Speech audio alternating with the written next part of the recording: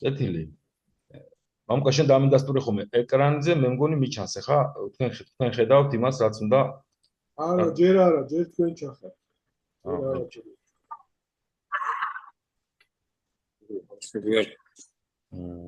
ეს მიჩვენი ეს აი ეხა წამოვიდა უკვე ჩანს კი ბატონო კაი მოკლედ ჩვენ ძალიან საინტერესო ძალიან ასე ვთქვათ სენსიტიურ და აუცილებელ საკითხზე ვისაუბრეთ წინა გაკვეთილზე ეს იყო საწარმოო გარემოში სახიფათო მასალებთან ურთიერთობა და ამასთან ერთად ვთქვით რომ სახიფათო მასალებთან ერთად საჭიროა გარკვეული ცნობიერება და კარგად ცოდნა სახიფათო მასალების გამოყენების შემდეგ ნარჩენების მართვის საკითხები იყოს ძალიან მოწესრიგებული ვიდრე ნარჩენებზე მოგახსენებდეთ ცოტა ექსკურსი მაინც მინდა გავაკეთო და გვახსოვდეს თუ რა პასუხისმგებლობებია და რა მექანიზმით მუშაობთ ნებისმიერ შემთხვევაში როცა საქმე ეხება შრომის უსაფრთხოებას ესე იგი შრომის უსაფრთხოება ჭირდება მისთვის რომ დავიცვათ საკუთარი ჯანმრთელობა სამუშაო ადგილი უნებლად შევინახოთ და ამავდროულად ვიზრუნოთ ჩვენს გვერდით ყოფ დამსაქმებელზე და აუცილებლობა რაც ქართული კანონმდებლობით საერთაშორისო სწავლებით არის პასუხისმგებლობა ეს არის დამსაქმებლიდან გრძელდება მოწვეულ თუ დაქირავებულ სპეციალისტით და აუცილებლად დამსაქმებლის ნორმებში გადადის და მისი ქცევის წესად უნდა იყოს შრომის უსაფრთხოება და ჯანმრთელობის დაცვა სამუშაო ადგილზე. ამის შემდეგ ის რაც აუცილებლად მინდა რომ ცნობიერად ყველა დასაქმებულმა ან მომავალმა დასაქმებულმა იცოდეს ეს არის ბერკეტი და ის აუცილებელი ინტელექტუალური საშუალება რომლითაც შრომის უსაფრთხოება წინასწარ აფასებს და შემდეგ აცემს გარკვეულ რეკომენდაციებს თუ რა სახის დაცვა უნდა იყოს სამუშაო ადგილებზე შესაბამისად ვიყენებთ კონტროლის საფრთხის კონტროლის იერარქიას ის ხუთსაფეხურიანი სამკუთხედი რომელიც გვაძლევს საშუალებას მეტი ინტელექტუალური რესურსით შევეჭიდოთ საფრთხეს და შევამციროთ რამდენადაც შეგვეძლება რისკები ესე იგი ეს საფეხურებია პირველი საფრთხის მოშორება და წინა გაკვეთილზე ვთქვით რომ ეს ძალიან იშვიათობაა საფრთხის ჩანაცვლება ასევე იშვიათობაა იმიტომ რომ ძალიან ბევრი საფრთხე წარმოადგენს ისეთ ბუნებისაა რომ მის ნაცვლად სხვა რამეს ვერ გავაკეთებთ ასე მარტივად რომ ვთქვათ შემდეგ მოდის საინჟინრო კონტროლი რაც გულისხმობს სამუშაო ადგილის რაც შეიძლება იზოლირებას ადამიანებისთვის ადმინისტრაციული კონტროლი ასევე რთულად გამოსაყენებელია იმიტომ რომ სამუშაო საათები გრაფიკებია შესაძლებელი და რა თქმა უნდა ხშირია ამის გამოყენების მაგალითები მაგრამ ყველაზე მოქნილი ეს შუალედური რგოლი ეს არის საინჟინრო კონტროლი ადრეც მოგახსენეთ და ბოლოს ინდივიდუალური დაცვის საშუალებები რომელიც გახლავთ დღეს ერთ-ერთი ყველაზე აქტუალური შრომის უსაფრთხოებაში იმ თვალსაზრისით ძალიან ვითარდება უამრავი დაცვის საშუალება რომელიც ადამიანის სხეულზე უნდა კონდეს მორგებული დღითი დღე გაუმჯობესებული და ახალი სინთეტიური ნაკსოვით თუ სხვა საშუალებით არის გამზადებული რომელიც მართლა კომფორტს იცავს დასაქმებულისას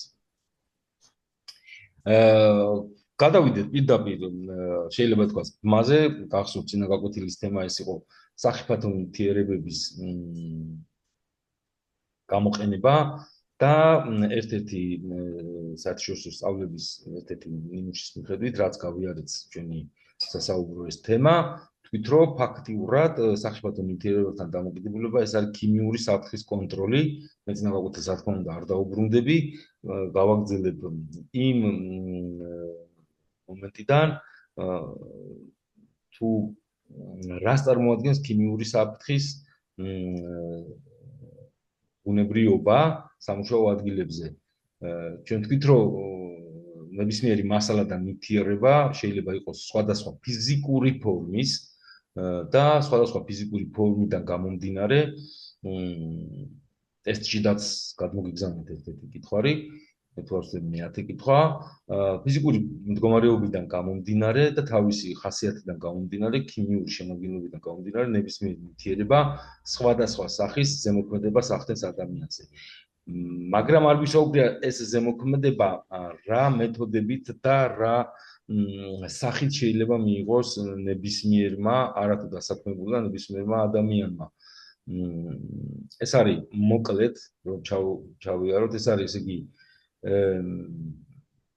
ინტრაორალური გზით, ასე ვთქვათ, საყლაპავი გზების გავლით შეიძლება ადამიანმა მიიღოს ქიმიური დაბინძურება, ადამიანის სხეულში შეიძლება მოხდეს თქვათ ისეთი არაჯანსაღი სიტუაციის გათვალისწინებით, როცა ვერ ვასწრებთ დაუშვათ სამუშაო პროცესში და დასვრილი ელემენტარული დამცავი ხელთათმანის სწორად მოშორებას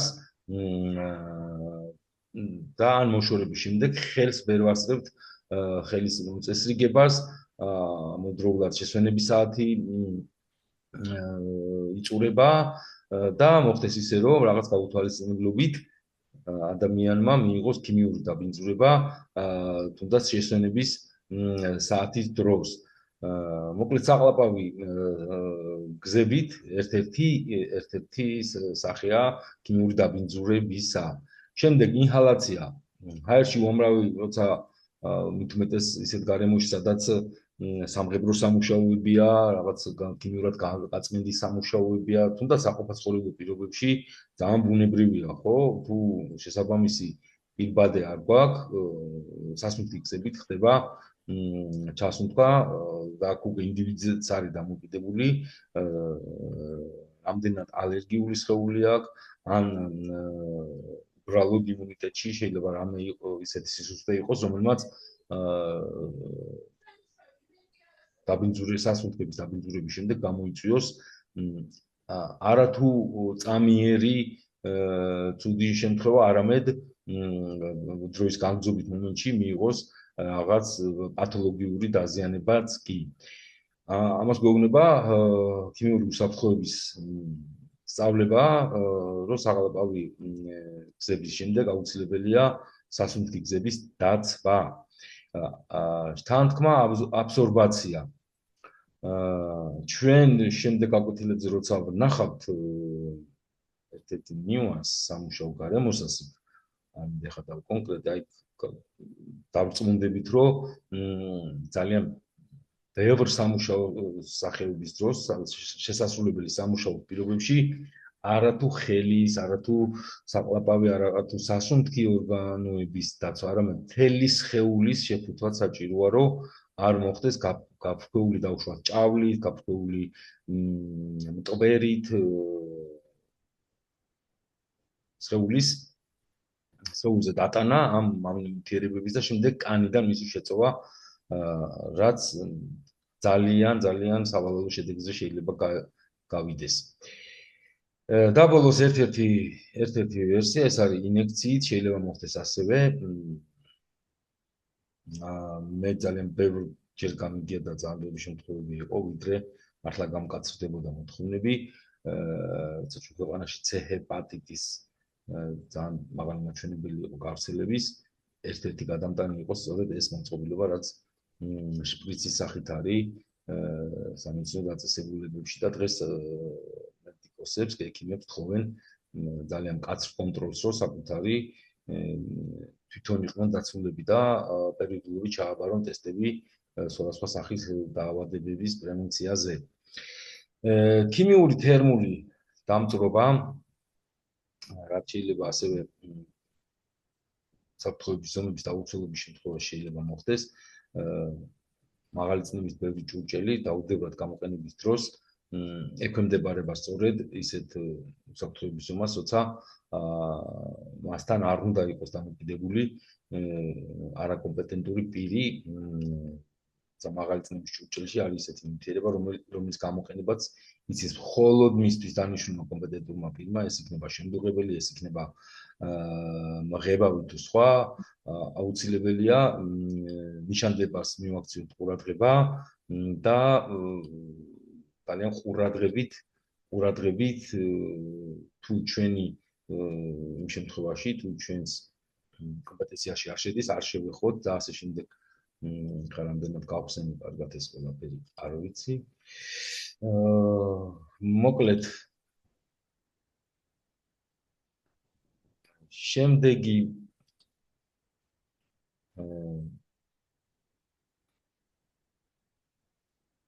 სურსათის უნებლობით და სურსათთან დამოკიდებულება ეს ძალიან ასე ვთქვათ მარტივი და აუცილებელი საკითხია აი ეს ნიშანი მინდოდა წარმოვიდგინა თქვენის ნებართვით ნახეთ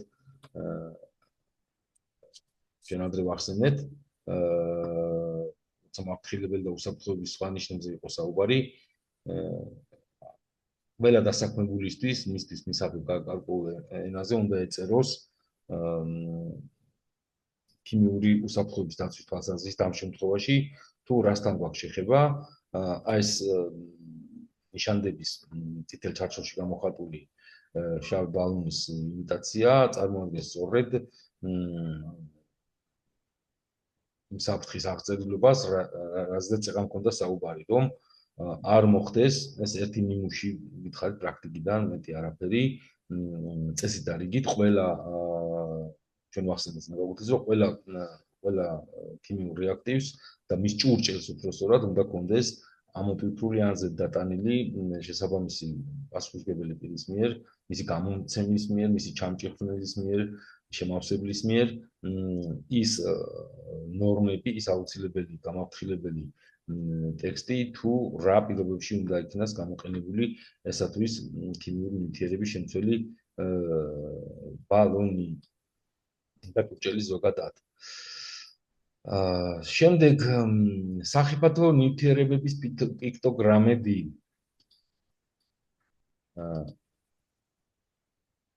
ერთი წამით მეგობრებო აუცილებლად დაგიბრუნებდა. მოკლედ მინდა მოგახსენოთ რომ ეს ქართულად შეძლების დაკვარად და საკმაოდ დახვეწილად წარმოდგენილი პიქტოგრამების განმარტება წარმოადგენს შესაბამისობას ამავდროულად საქართველოში მოქმედი ნორმებისა, სადაც ძალიან მკაფიოდ არის და მკვეთრად არის გამიჯნული ყველა ის აუცილებელი ინფორმაცია, რაც ეხება სხვადასხვა სახის საშიშ და სახიფათო ნივთიერებებსა თუ მასალებს, მათთან მანიპულირებას. აქ არის ერთგვარი ასე ვთქვათ, სასწავლო შინაარსის ძალიან კაი აბრივიატურა, რასაც ახლა ერთად ვუყურებთ, იმედი მაქვს თქვენც ხედავთ, თუ თითოეულ მათგანს, თითოეულ ნიშანს რა შინაარსის აღწერა აქვს. ეს იმიტომ წარმოგიდგინეთ, რომ შემდეგ გვერდებზე, როცა ახლა ჩამოგიშლით და მოგახსენებთ, ძალიან კარგად არის გამიჯნული ნივთიერების ადგილზე დასაწყობების დროს ნივთიერების ჭურჭელზე რა იკონკაც უნდა იყოს წარმოდგენილი, გახლავთ ეკრანზე გამოტანილი ამ წუთისთვის. მე არ ჩავეძიები თითოეულის დეტალურად დღეს განხილვას, ძალიან დიდი თხოვნა მექნება მოვიცალოთ, ვიდრე დავასრულებთ ჩვენ შეხვედრებს და ძირითადი ამ ნიშანდებებიდან რაც ჩვენ უფრო ხშირად გვხვდება, გარკვეულწილად დავიმახსოვროთ და შეიძლება ითქვას ცოტა ვისწავლოთ. დიდი თხოვნა მაქვს და რატომ მოგახსენებთ. ამის შემდეგ, როცა ნივთიერების ჭურჭელზე თუ მის საცავზე დატანილია შესაბამისი აქ წარმოდგენილი რომელიმე ნიშანი, შემდეგი საკითხი ეხება უკვე გამოყენების პირობებში. იგივე ნივთიერების ტრანსპორტირება, იგივე ნივთიერების სხვა ნივთიერებებთან დასაწყობება და სხვა ნივთიერებებთან ერთად მანიპულირება კიდევ რა ახალ აუცილებელ დაცვის საშუალებებს და მოთხოვნებს ვიყენებს შრომის უსაფრთხოება. ეს არის ორი სხვადასხვა ბუნებრიობის და უშუალოდ სახიფათო მასალის ერთდროულად გამოყენების ან ტრანსპორტირების პირობებში თუ რა აუცილებელი იზოლირება და სხვა რიგი საშუალება უნდა მოვახდინოთ, გამოვიყენოთ საშუალება, რომ არ მოხდეს მათი ერთმანეთთან ქიმიური წვდომა და არაკონტროლირებადი მოპყრობა უკვე შექმნილი საერთო ნაერთისა შეიძლება ითქვას. ასე მაგალითად ყველაზე ნიშანდობლივი ნიმუში რომ მოგახსენოთ, საკუთრებად ჟანგბადითა და პროპანით დაუშვათ მაღალი ტემპერატურით ჭრის დროს შეიძლება გინახავთ, შეიძლება რაღაც შესაძლებელი პროცესში სადმე დასწრები ხართ სპეციალისტს, აუცილებლად უნდა იყოს თითოეული ბალონის, ჟანგბადისა და პროპანის ბალონის შორის დამოკიდებულება გარჩეული. თითოეულ ბალონს თავისი ფერის შესაბამისობა უნდა ქონდეს, მოდი აქედან დავიწყოთ და მათ შორის ადგილი შესაბამისი მოცულობის გათვალისწინებით ყოველთვის უნდა იყოს დაცული, რომ არ მოხდეს გაუთვალისწინებელი საშიში მდგომარეობის დადგომა. მოკლედ ეს გახლავთ პირველადი პიქტოგრამების აუცილებელი დახასიათება, რომელიც ასევე უფრო დეტალურად არის ქართულ ერთ-ერთ კანონმდებლობაში ჩამოშლილი და საკანონმდებლო ნორმებს ერთ-ერთ კაპიტელზე როცა მოგახსენებ ის, რაც ჩვენ სწავლებაში შედის, ამონარიდებს აუცილებლად წავაწყდებით ადგილზეც. სატრანსპორტო საშუალებებით სახიფათო თვითის გადაზვიდის წესი. ზუსტად ვიდრე გადავალთ იმ ახალ გვერდზე, რომელზეც ახლა გითხარით, ქართული კანონმდებლობა თითოეულ ნივთიერებას თავის კლასიფიკაციას ანიჭებს და კლასიფიკაცია იწყება პირველი კლასით, რომელიც ჩაშლილია ქვეკლასებად, თუ რას წარმოადგენს თითოეული ნივთიერება, ამ ნივთიერებით შექმნილი რაიმე ნაკეთობა, სხვა უფრო რთულ ნაკეთობასთან კომუნიკაციაში რომ მანიპულირების დროს, მუშაობის დროს ძალიან უსაფრთხოდ ვიყოთ. რა თქმა უნდა, ეს სახელმწიფოს გადმოგიგზავნით, იმედია სასიამოვნო იქნება ჩაკითხვა მაინც თქვენთვის და საინტერესო, სასარგებლო შეიძლება ითქვას, თუმცა გამოსტისთვის რა თქმა უნდა, ესე დეტალურად არ მომიტყო და ჩვენ მაგისტრო არ აგვაქვს რაღაც ქიმიურ უსაფრთხოებაზე ძალიან მაღალი, ასე ვთქვათ, გამოკითხვა გქონდეს, იმიტომ რომ ჩვენ არა ვართ ქიმიური უსაფრთხოების სპეციალისტები და ამას ძალიან დიდი დრო და სხვა მიდგომა უნდა. ცნობიერებისთვის მინდა ვიცოდეთ თითოეული მათგანი თუ რას წარმოადგენს წარმოდგენის დონეზე მაინც გქონდეს ინფორმაციის დონეზე.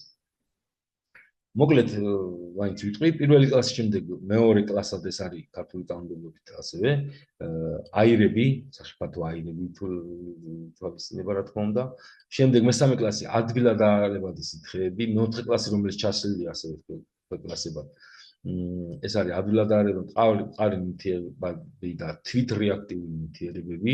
აი აქ არის ძალიან აკურატულად სამუშაო, როცა თვითრეაქტიული ნივთიერებებთან გვაქვს ინფორმაცია დატანილი, რომელიმე ჭურჭელზე ან საცავზე, როცა ასეთ აბრივიატურას გამოფრთხილებელს ხედავთ, ძალიან ყურადღებით უნდა იქ მოქმედება და რას გულისხმობს თვითრეაქტიულობა.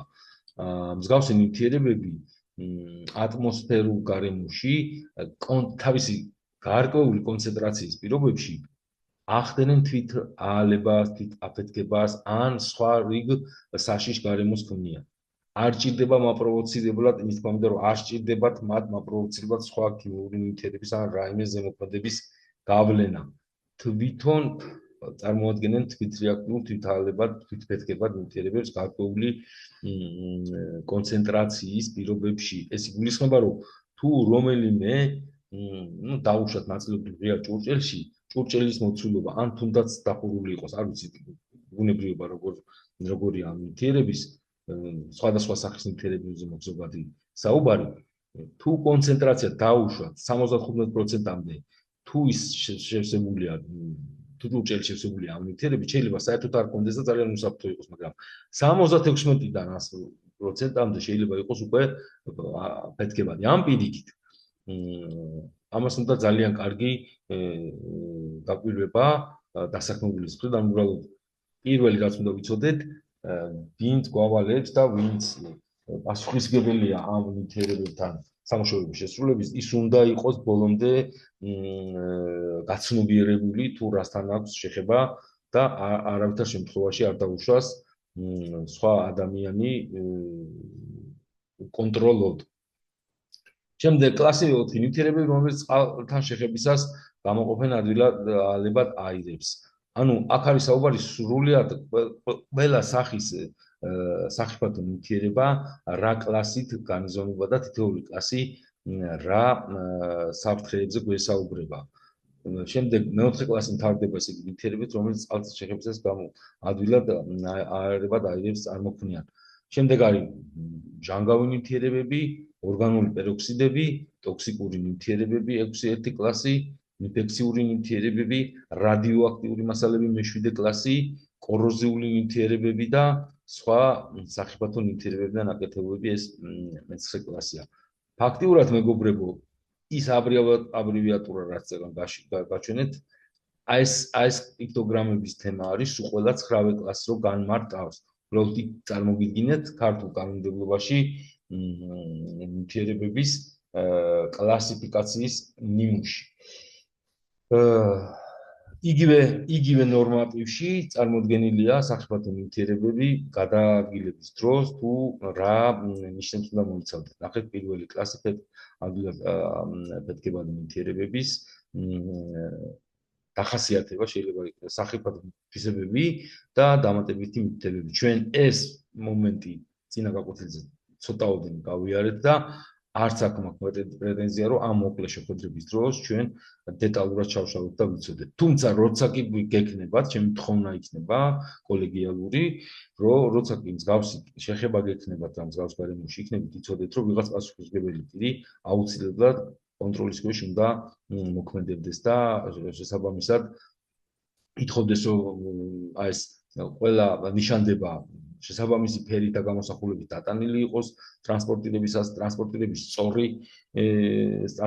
სწორი მოპყრობა იყოს, რომ თითეული ბალონი, ცილინდრი თუ სხვა სახის ჭურჭელი იყოს აუცილებლად გამართულ და სათანადო მდგომარეობაში და ნიშანდება კარგად ასახავდეს იმ ნივთიერებას, რასთანაც გვაქვს სამუშაო პროცესში შეხება. აი ეს ნიშნები, მეგობრებო, ნახეთ, აქ რაც ახლა თქვენს წინაშეა წარმოდგენილი, ნახეთ 1-5-1-6-1-4. მოდით ცოტა ხნით დაუბრუნდეთ ისე ძველს და რომ მოგახსენოთ. ნახეთ, ფეთქებადი ნივთიერებები. ადვილად აალებადი ნივთიერებები. ფეთქებადი ნივთიერებები თავის ჭურჭელზე აი ამ სახით არის ბოლო ჩანაწერზე მინდა ყურადღება გამახვილოთ. ნახეთ, ამ იკონკით არის წარმოდგენილი თვითონ ჭურჭელზე უნდა იყოს ეს იკონკა დატანილი. თუმცა ტრანსპორტირების დროს გვეუბნება, რომ ფეთქებადი ნივთიერებები ახლა მოგახსენებთ ისე გადავალ მე ერთ დოკუმენტში მაქვს ეს გაკვეთილი ჩაწერილი, ასე ვთქვათ. ნახეთ, ფეთქებადი ნივთიერებები წარმოდგენილია უკვე ტრანსპორტირებისას აუცილებლად ტრანსპორტირებას ან კონტეინერს ან სხვა ძაცავს აუცილებლად აი ეს ნიშანდება უნდა ქონდეს დატანილი. აღარ ავბრუნდები ახლა ზემოთ, აღარ გაჩვენებთ ნახავთ თქვენ თვითონაც გარჩევადები, ადვილად აარებადი აირები. იქ სხვაგვარად იყო ჭურჭელზე დასატანი ნივთიერების იკონკა გამოსახული და აქ წითელი ფერით არის გამოსახული ორი სხვადასხვა ერთ და იგივე კლასის ორი სხვადასხვა ქვეკლასი. ну ეს ისევ ქართული ნორმატივიდან წარმოდგენილი საკითხებია, სადაც დეტალურად არის ფაქტიურად გაშლილი თუ რა სახის ნივთიერებას ტრანსპორტირებისას რა იკონკა უნდა ქონდეს, რა ნიშანდება უნდა ქონდეს წარმოდგენილი. ნიშანდების ფორმის, მოცულობის, ფერის, გამოსახულების სიმკვეთრის საკითხები ასევე ცალკე ქართულ ნორმაშია გაწერილი, რაც ძალიან კარგია და რასაც საერთაშორისო შრომის უსაფრთხოების სისტემა ითხოვს პირდაპირ მკითხავთ. ამის შემდეგ მინდა წარმოგიდგინოთ სწორედ ის რთული მომენტი, რაც ეხება სახიფათო ნივთიერებების ურთიერთმოქმედებას, თუ გნებავთ დავარქვათ მანიპულირების დროს ურთიერთშემხებლობა და დაცვის რა სახე უნდა იყოს აუცილებლად წარმოდგენილი. ესე იგი აქ არის უკაცრავად ფართოდ უნდა რომ გაჩვენოთ. ნახეთ შეგნებულად ინგლისური ტექსტი ცოტა სტილიც იქნებოდა. არ არის საჭირო იმდენად ახსნადია თქვენს წინაშე წარმოდგენილი გარკვეული სიდიდის ცხრილი. პირობითად რომ შევარდარო ცოტა ბავშვობაში რომ დავბრუნდეთ ქიმიკოსებისთვის მენდელეევის ტაბულა ძალიან რთულია ეს პირად იცოდეს ადამიანმა, ხო? მით უმეტეს როცა რაღაც პერიოდის განმავლობაში ახალ სინთეტიური თუ უბრალოდ აღმოჩენილი ნივთიერებების ემატება მე რამდენადაც ვიცი. ძალიან წააგავს მაგის თქმა უნდა. ასევე ჩვენ ძალიან ღრმა ბავშვობის გამრავლების ტაბულას. ის რა თქმა უნდა ზეპირად ისწავლეთ. ნახეთ აქ დატანილი ყველა პიქტოგრამა კაფეოდ აღწერს თუ რას წარმოადგენს თვითონ და შემდეგ გადაკვეთაზე რა манипуლირება უნდა იყოს სხვა ნივთიერებასთან ურთიერთობისას. ასე მაგალითად პირველი აი სულ პირველი ჩემი მაუსის ნიშანი თუ ჩანს ექსპლოზივ ფეთქებადი ნივთიერებების ტრანსპორტირება. თავის თავთან პრობლემა არ აქვს, ნახეთ სიცარიელია. გარკვეული იზოლირება, გარკვეული ცალკე მოთხოვნა არ სჭირდება და რატომ? თვითონ ჭურჭელში იმდენად არის უკვე მოყუჩებული, ასე ვთქვათ, ტრანსპორტირების დროს, დასაწყობების დროს, რომ თავის თავთან და თავის მსგავს მოწყობილობასთან პირდაპირ რეაქციაში ვერ შევა. მაგრამ თუ ადვილად აალებად ნივთიერებებთან ან მაღალი წნევის რომელიმე ჭურჭელთან მიდის, აი მაგალითად მწვანე და წითელი გამოსახული რომბის ფორმის პიქტოგრამები არა. ნახეთ პირველი გვეუბნება, რომ წითელი უჯრა ასეთი წარწერით segregate from. ანუ სეგრეგაცია და სეპარირების მეთოდი, ეს არის იზოლირების ის გამოყენებული საინჟინრო კონტროლის იზოლირების ის ფორმა, რომელიც ამ შემთხვევაშია გამოყენებული. არ ვიცი რამდენად ეფექტურად აგიხსენეთ, ეს არის აი ეს წითელი ქართულად ახლა წარმოგიდგენთ თუ რას გულისხმობს. სეპარაცია, სეგრეგაცია ეს არის პირველ რიგში, ესე იგი, შინაარსობრივად დაყოფა, ამ შემთხვევაში ქიმიური ნივთიერებებისა, თავის ბუნებრივობით, თავის ქიმიური შემადგენლობით, თავის თვისებებით, სხვადასხვა კატეგორია მიმეცდა რა, ფეთქებადი, აალებადი, კოროზიული, რეაქტიული. ხოლო შემდეგ უკვე სეპარირება, სეგრეგაციის მეორე მომენტი, ეს არის სხვა მსგავს ნივთიერებებთან როგორ უნდა მომიცეთ. აი მაგალითად ადვილად ფეთქებადი ნივთიერებები მაღალი წნევის ან ადვილად აალებად ჭურჭლებთან. გვეუბნება რას? ნახეთ. გამოვყოთ ეს კომბინაცია არ უნდა ინახებოდეს შენობის ერთსა და იმავე განყოფილებაში. ანუ ფეთქებადი და აალებადი ნივთიერებები ერთად უკონტროლოდ ერთ სივრცეში არ უნდა ინახებოდეს. ამის აღწერილება ეს ცხრილი რამდენადაც ამ პირველი შეხვედრის დროს გასაგებია თქვენთვის. აი ეს მინდა რომ ვიცოდეთ და გაგყვეს ცნობიერებაში, რომ ნებისმიერ შემთხვევაში თუ აღმოჩნდებით რაიმე სამუშაო გარემოში, დაუშვათ სპეციალისტის გარეშე, აუცილებლად გავითვალისწინოთ, რომ სხვადასხვა სახის ნივთიერებებთან რა აუცილებელი დაცვის ზომა სჭირდება. წითელ უჯრებზე აქ წერია სეგრეგაციის მოთხოვნა. აი ესეთი გამოსახულება მაგალითად აი სულ ბოლო ხაზზე რომ ნახოთ, კოროზიული მასალების გადაკვეთა ნაწილობრივ აალებად ნივთიერებებთან. აქ გვეუბნება, რომ სეგრეგაცია დიდად მოთხოვნილი არ არის, მაგრამ განმარტებას გვეუბნება, რომ გამოყოფა შეიძლება არ იყოს საჭირო, მაგრამ საჭიროა კონსტიტუცია მომწოდებელთან ცალკეული ნივთიერების მოთხოვნების შესახებ. ანუ შეიძლება ცალკე საცავი არ მოუწყოთ. თუ წითელი ნიშანია დატანილი და სეგრეგაცია, გვეუბნება, რომ აუცილებლად საცავებში უნდა იყოს ისეთი მყარი კედლებით, რომელსაც ცეცხლმეტყობის გარკვეული მაღალი უნარი აქვს. ან უნდა იყოს სპეციალური ბეტონით, სპეციალური აგურით თუ სხვა სამშენებლო მასალით შექმნილი ის საცავი, სადაც რომელიმე ფეთქებადი ნივთიერების დაღვრვის საშიში გარემოს შემთხვევაში ხანძარი აიტანოს გარკვეულწილად და არ მოხდეს აალებად ნივთიერებებთან მისი წვდომა.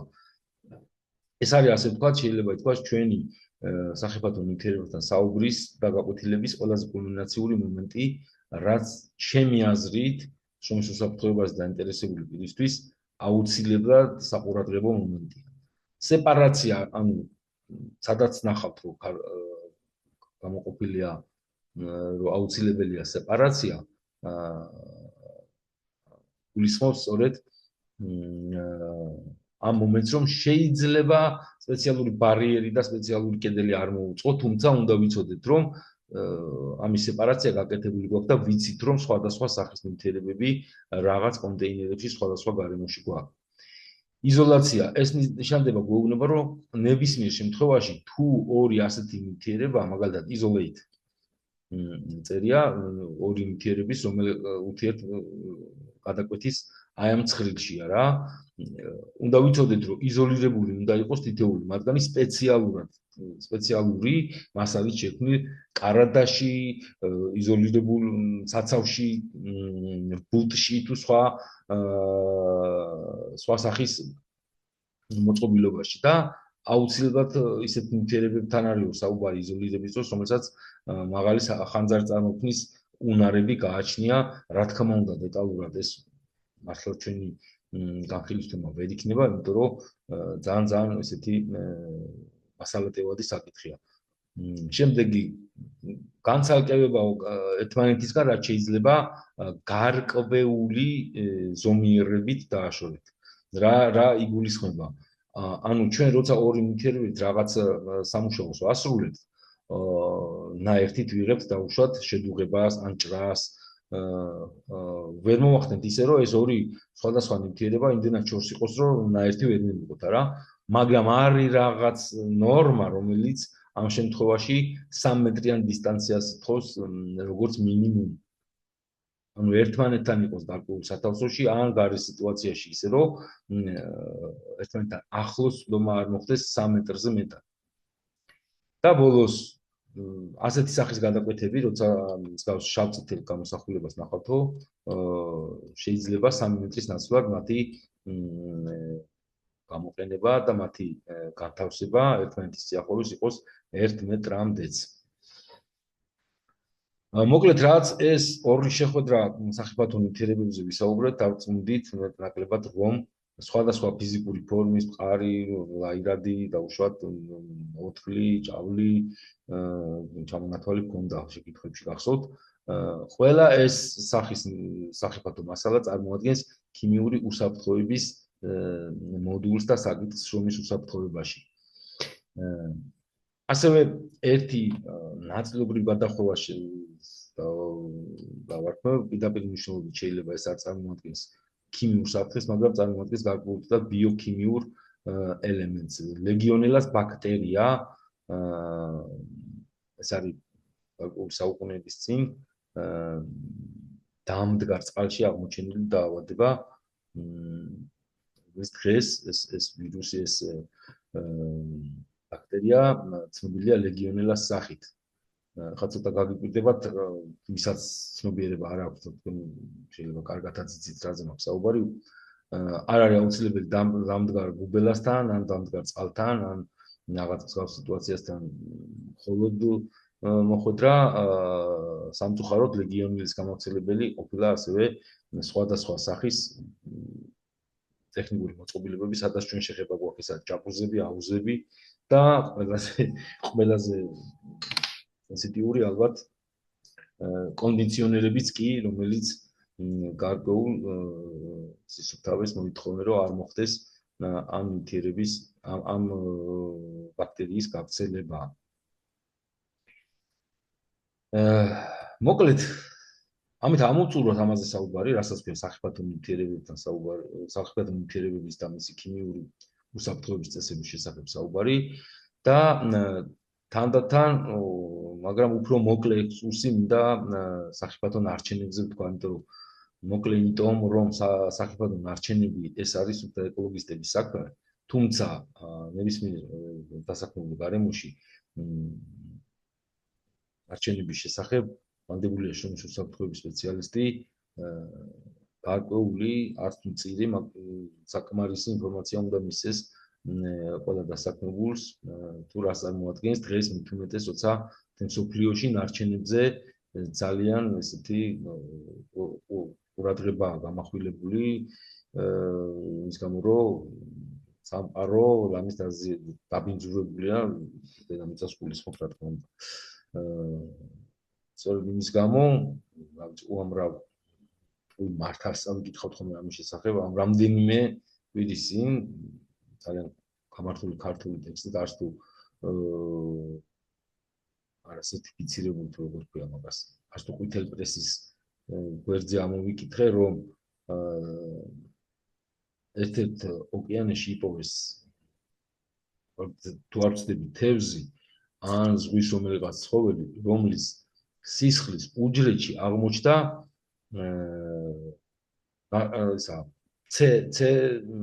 როგორ ქვია მაგას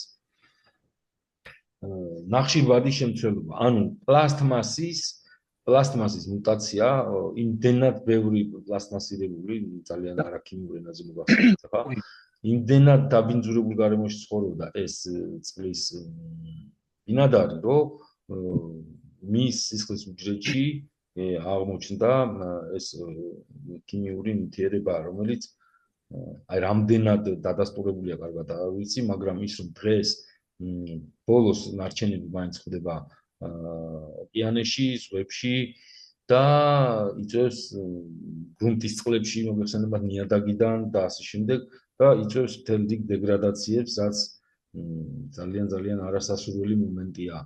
ნუ ნარჩენების შესახებ უამრავ ინფორმაცია შეიძლება ვიცოდეთ, გავეცნოთ და ძალიან ამომწურავი ინფორმაციები თავისი სტატისტიკით და იმით რომ სოფლიოში იმის გამო რომ ურბანიზაცია ხდება და ადამიანები წლიდან წლამდე უფრო მეტად არასასოფლო უფრო ქალაქურ გარემოში აპირებენ საკუთარ დასაქმებას, ცხოვრებას და ფაქტია ჩვენი სიტუაცია საქართველოს გულისხმობ თბილისი მაგის სამიმუშო მაგალითია, რომ აღარაფერი თქვა თუნდაც ბათუმზე და მსხვილ ქალაქებზე. ეს იწვევს ერთ-ერთი პირობა ეს არის იმისა, სწორედ რომ ნარჩენების რაოდენობა დღე კატასტროფულად იზრდება, გლობალური პრობლემა და საკითხია და მოკლედ რაღა მთელი რიგი წარმოდგენა სასურველია ჰქონდეს. დივერსიფიკაცია აუცილებლად საჭირო, ანუ განსხვავება ნარჩენების და დღეს მუნიციპალური ნარჩენების თემაზე თუ მოგცეთ ყურადღებას, ყველგან არის თითქმის ის ნარჩენების ყუთები, სადაც გარკვეულად წერია, რომ სხვადასხვა ფიზიკური ფორმის ნარჩენი, პლასტმასი, ჟუშა, ქაღალდი და სხვა განმაცალკეოთ და ისე გავიტანოთ ჩვენი საცხოვრებელი ადგილიდან თუ მოხმარების ტერიტორიიდან. მე აუცილებლად მინდა მინიმალური ეს ნარჩენების კლასიფიკაცია ჩვენ როგორც საწარმოო გარემოში დაახლოებულმა ადამიანებმა და საწარმოო პროცესებზე მოსაუბრე ადამიანებმა ეს საკითხი მინდა დღე უფრო კარგად გავარჩიოთ ამ კლასიფიკაცია წარმოშობის მიხედვით ნარჩენები სხვადასხვაგვარია ფიზიკური მდგომარეობის მიხედვით რა თქმა უნდა სხვადასხვაგვარია და საშიშროების კლასები ანალოგიურად საშიშროების ნივთიერებებისა და საშიშროების კლასებიც ასევე ჩაშლილია ქართულ კანონმდებლობაში, რასაც ქვია ნარჩენების მართვის კოდექსი და რასაც ძალიან მაღალი დონის სპეციალისტების კარგად და კონტროლილებად გარემოში დამოკიდებულება სჭირდება. მოკლედ წარმოშობის მიხედვით დღევანდელი დღესდღეობით არსებული ცნობიერება და სწავლება და კანონმდებლობები სტანდარტები, მოდი ესე დავარქვათ, გვეუბნება რომ ეს ნარჩენი შეიძლება წარმოშობის მიხედვით იყოს საწარმოო, საყოფაცხოვრებო, სასოფლო-სამეურნეო, სამედიცინო, რადიოაქტიული. ფიზიკური მდგომარეობა აირად, თხევადი მყარი, ეს ძალიან მარტივია, ნარჩენზეა საუბარი. საშიშროების კლასის მიხედვით სახიფათო, არასახიფათო და ინერტული. დღეს განსაკუთრებული ყურადღება აუცილებლად სჭირდება საწარმოო პირობებში შექმნილ სახიფათო ნარჩენებს და ამ სახიფათო ნარჩენების მართვაზე გარკვეული ნორმაც არის დაწესებული თუ რა ვიცი სახეობის მიხედვით აუშვათ 200 თუ წლის მანძილზე საწარმოს აქვს ნარჩენის წარმოქმნის პირობა სადღაც 200,000 ტონა თუ არ მეშლება, აუცილებელია ნარჩენების გარემოს დაცვის მმართველი ყავდეს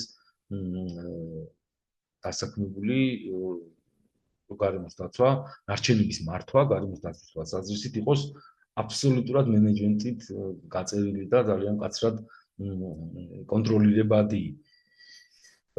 მოკლედ, საყოფაცხოვრებო ნარჩენი ეს არის საოჯახო მეურნეობისგან წარმოქმნილი მუნიციპალური ნარჩენი, ასევე ეს გახლავთ ბავშვად სამშენებლო გარემოდან თუ საოფისე გარემოდან საყოფაცხოვრებო ნარჩენთან სხვა სახის მახასიათებლებიდან ნარჩენები, რაც ჩვენი სამუშაო დღის ბოლოს გროვდება, შეიძლება ითქვას. შემადგენლობა და პროცენტული მაჩვენებლები დღეს თავი შევიკავოთ, ძალიან შორს წამოყვანს და ძალიან სხვა დროს ითხოვს ამაზე საუბარი. მე მინდა და ვიცოდეთ ცნობიერება რაზე. სახიფათო ნარჩენების კლასიფიკაციაზე მოგახსენეთ და გარემოს დაბინძურების პრევენციის თვალსაზრისით აქ არის წარმოდგენილი თითოეულ სხვადასხვა ნივთიერებისგან შემდგარ ნარჩენს რა დეგრადაციის რა დრო სჭირდება. არის მთელი რიგი ნარჩენები, რომელსაც 10 წლეულები ჭირდება, იმდენად რთულია. კონსერვის ქილები, ასე მაგალითად. ალუმინის ქილები, თქვენ წარმოიდგინეთ, 500 წელიო, რომ ბოლომდე მოხდეს მისი დაშლა და უნებელ მდგომარეობაში გადასვლა. მოკლედ, ნარჩენების მართვის პრინციპზე მინდა მოგახსენოთ ძალიან მოკლედ და მინდა გითხრათ მე როგორც ჩვენი საფუძვლის სპეციალისტმა, რომ დღეს საზოგადოება არა მარტო ქართული, არამედ დასაქმებული საზოგადოება საკმაოდ ასე ვთქვათ ინტელექტუალურად და ინფრასტრუქტურულად აღჭურვილია იმისთვის, რომ რაც შეიძლება ნარჩენების მართვა იყოს ძალიან აკურატულად და კონტროლირებად გარემოში. აქაც არსებობს გარკვეული ბერკეტი, სწავლება მაგას გვეუბნება, რომელიც შედგება რამდენიმე საფეხურისგან. ეს პირველი, ნარჩენების პრევენცია. იმდენად მოვახდინოთ გარკვეული მასალების გამოყენება ნარჩენების პრევენციის თვალსაზრისით, იმდენად მოვახდინოთ მოხმარების ოპტიმიზაცია, ანუ არ ვიყიდოთ იმაზე მეტი, არ შევიძინოთ იმაზე მეტი, ვიდრე საწარმოო პროცესში არ დაგვჭირდება. და რაც შეიძლება პრევენციის მიზნით ყველა სახიფათო ნივთიერება თუ სხვა რიგი სახის მასალები იყოს ოპტიმალურად გამოყენებული, რომ ნარჩენები ადგილზე შეგვიმცირდეს. ეს არ არის მარტივი საკითხი, ნამდვილად არ არის მარტივი საკითხი, ვისაც საწარმოო გარემოში მუშაობის გამოცდილება გაქვთ. ადვილად გასათვლელი დღეს ცვალებადი ბიზნეს გარემოს გათვალისწინებით, წინასწარ გათვალო ზუსტად ის, რაც გჭირდება სამუშაო პროცესში ჩასასვლელად არ დაგჭირდება ნარჩენის სახით, ძალიან რთულია. შემდეგ ხელმეორედ გამოყენება ეს არის როცა რომელიღაც ნივთიერება, მატერია უბრალოდ მასალა ორგანიზმის სრულყოფილ ცვეთას და შესაძლებელია მისი განმეორებით გამოყენება ვიდრე ნარჩენად გადაიქცევა. გადამუშავება, კომპოსტირება ერთ-ერთი აუცილებელი ნიუანსია. კომპოსტირება ეს არის სასარგებლო ნივთიერებად მისი შექმნა, სასუქად მისდი რომელიმე ნივთიერების დასაწყობება, რომელსაც ჭირდება სპეციალური გარემო, ანუ კომპოსტირების პროცესის ვიძახი, როცა ერთი სახის ნივთიერება გარკვეული დროის და გარკვეული სივრცის პირობებში შესაბამისი მჟავიანობა, შესაბამისი ტემპერატურა გარკვეული დროის შემდეგ იქცევა სხვა გადამუშავებული ნივთიერებად, რომელსაც სასუქის უნარი აქვს ჰუმუსის სახით მიიღება, ბუნებრივ სასუქებზე გვაქვს მარტივად რომ ვთქვათ საუბარი. ენერგიის აღდგენა, როცა ნარჩენები დაუშვათ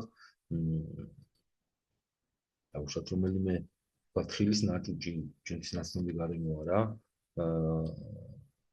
იყოს ენერგიის ახალი წყარო.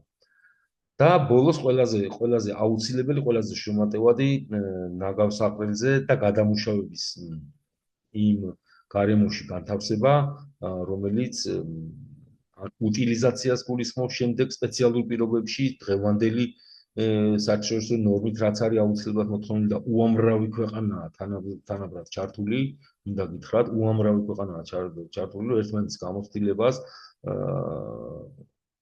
ძალიან კარგად უზიარებენ ერთმანეთს, რომ მოხდეს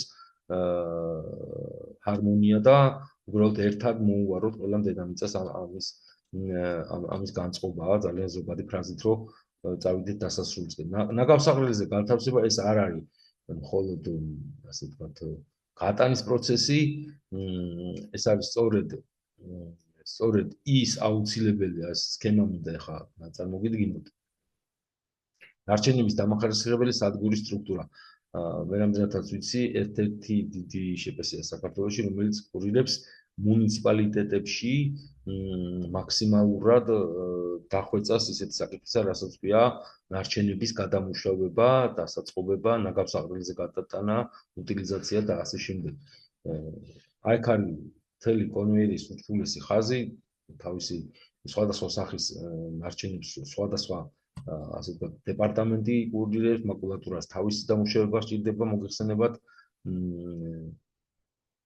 რკინის და ლითონის ნაკეთობებს, რა თქმა უნდა, სხვა ხაზი სჭირდება და მოკლედ წარმოდგენილია ის მექანიზმი, რომელიც დღეს მსოფლიოში წამყვან ქვეყნებს აქვთ აღიარებული და მაქსიმალურად სასურველია, რომ დაგეგმილი იყოს მთელი მსოფლიოს მასშტაბით და პატარა ქვეყნებიც აქტიურად იყვნენ, ძალიან ბევრ სტატიას ვნახავთ, სადაც შავი თეთრზე სწორი სტატისტიკები წერია და იმედია ჩვენთანაც უკეთესი პირობა იქნება, ვიდრე დღეს გვაქვს. დეტალებზე რა თქმა უნდა, რაც არ უნდა, ბევრი სტუდენტი იყოს, ხსენელი იყოს დღეს ჩართული, ნამდვილად არ ვაპირებ მე როგორც შრომის უსაფრთხოების სპეციალისტი ნარჩენებზე ვილაპარაკო ეკოლოგისტის პოზიციიდან, თუმცა თქვენთვის მომზადებულ ამ სახელმძღვანელოს იმ რაოდენობის ინფორმაცია იქნება, რომ სასურველი იყოს, თუნდაც მოქალაქის დონეზე თქვენი ცნობიერების დაკმაყოფილება ამის თქმა უნდა. რაც შეეხება გამოცდისთვის, უმარტივესი კითხვები მექნება ამ ორი ძირითადი საკითხიდან, რაც ეხება სახიფათო მასალებს და ნარჩენების რაობაზე ინფორმაციას. ბოლოს ეს დოკუმენტი თუ არ ვცდები, ნახეთ ნარჩენების მართვის კოდექსიდან ამოღებული მთელი რიგი საინტერესო განმარტებები. ჩვენ თუ იქ განმარტებებად ვნახეთ გაკვეთილის დასაწყისში, დღევანდელი საუბრის დასაწყისში, თუ ჩვენ ვნახეთ სახიფათო ნივთიერებების კლასიფიკაცია და განმარტებები, თუ რას ნიშნავს დაუშვათ აალების ეტილი, რომელი ითვლება ადვილად აალებად ნივთიერებად და ასე შემდეგ. აქ უკვე ნარჩენებზეა საუბარი, რომელი მათგანი რა თვისებით და რა ეს კოდირებით გამოირჩევა. ეს უკვე მართვის სპეციალისტების, როგორც ახლა მოგახსენებთ, ნარჩენების მართვის, გარემოს დაცვის მმართველი, უკაცრავად ბოდიშვიხტი, გარემოს დაცვის მმართველი ვალდებულია აი ესეთი კოდირებებით და შესაბამისად საწარმოო დირექტორიც, რომ ნარჩენებზე კოდირებულად და დეფინიცირებულად რაც შეიძლება სრულად ჰქონდეს წარმოდგენილი ინფორმაცია თუ როგორ ახდენს ნარჩენების მოვლას და პატრონობას. სახიფათო ნივთიერების მოლაპატრონობას და ნარჩენების გატანას უფრო ლოგიკურად რომ ვთქვათ, ეს არის გადამუშავების კოდი, ქაღალდის ლითონის გადამუშავების კოდები და ასე შემდეგ და ასე შემდეგ. ეს ჩვენთვის იმ გარემოში, სადაც ჩვენ აუცილებლად უნდა მინიმუმ ერთი შეხვედრა გავაკეთოთ, ძალიან დეტალურად ამ საკითხის შაშლა შორს წაგვიყვანს, რა თქმა უნდა, იქ ადგილზე საკითხს, რასაც მთელი ქარხნის პირობებში ჩვენ დანადგარების მოლაპატრონება გამოყენებაზე გაკვეთილს მიუძღვნით, აუცილებლად მთელი რიგი საკითხები იქნება, რაც დღეს განხილულ სახიფათო მასალებს და სახიფათო ნარჩენების თემას შეეხება. მოკლედ, მეგობრებო, ძალიან დიდი მადლობა კიდევ ერთხელ ორშაბათისთვის კიდევ ერთ ტესტს გადმოგიგზავნით აუცილებლად. არ ვიცი, სხვა დანარჩენი აქტიურობები როგორ გაგრძელდება სხვა დანარჩენი მსმენელების. ჩემთვის ყოველთვის სასიამოვნოა, რომ თუნდაც 1 საათით იმ საკითხებზე ვიყოთ ყურადღებით, რაც ეხება შრომის უსაფრთხოებას, იმიტომ რომ გვინდა არ გვინდა დღეს ადამიანები ჩვენი ცხოვრების უფრო დიდ ნაწილს და უფრო აქტიურ ნაწილს სამუშაო ადგილებზე ვატარებთ და საბოლოოდ ყველას ვუსურვებ უსაფრთხოდ შრომას და ძალიან დავუყალავ კარგ ჯანმრთელ გარემოს ყოველთვის. დიდი მადლობა დღისთვის, ეს იყო. თქვენ მადლობა. ერთი შეკითხვა, სად არის ეს ქარხანა ჩვენთან საქართველოში ნარჩენების გადამუშავების? ქარხნის შესახებ ზუსტად არ ვიცი, მაგრამ არის შპს, რომელიც უზრუნველყოფს მუნიციპალიტეტებში კი ბატონო. სახელი დამავწდა მუნიციპალიტეტებში, ანუ ნაგავსაღრელების სწორად მოწყობას, ადგილზე უტილიზაციას რაც ექვემდებარება და მოკლედ მუნიციპალიტეტების განვითარებას, მუნიციპალიტეტების დონეზე განვითარებას ნარჩენების მართვისა. საუბარი იყო თუ სწორად მახსოვს მარნეულის მხარეს დაშენებული იყო თუ სწორად თუ ესა ამაზეა შპს გასაგებია, მაგრამ ის დიდი გადასამუშავებელი ეგ თბილის ეხება თუ არ ვიცი. თბილის, ხო, ეს მარტო თბილის ეხება. ის მე რაზედაც მოგახსენეთ ეხება სხვა დანარჩენ პირობებს. თბილის ცოტა სხვაგვარად აქვს სიტუაცია. მე ამდენადაც ვიცი და ვინ კურირებს, კარგად არ ვიცი, რომელი ამ შპს-ის შემადგენლობაში შედის თუ არა, ზუსტად არ ვიცი. ამაზე თუნდაც შემდეგ აკვეთილზე ერთად ეს დეტალები შორს წაგვმა. ეს სხვა ინფორმაციაა და სხვა. არა, გასაგებია, მაგრამ კი ბატონო, ეგრეა. ფორმატია. ურმესი მადლობა. პირიქით. მამკა, როგორ ახარ? კარგით, აბა, კარგით, მადლობა, ხო ისმით შემოხდა. მადლობა ბატონო შუთა. კარგით, აბა. რამენებისა და მომავალ შეხვედრამდე. ხოთებით, ნახვამდის მე დღეს გიორგობას დაესწრებით. თქვენს აუცილებლად. მრავალ დღესასწაულს, მრავალ გიორგობას და ბედნიერად ოჯახებით სულ. წინასწარ დამდგეს. ნახვამდის.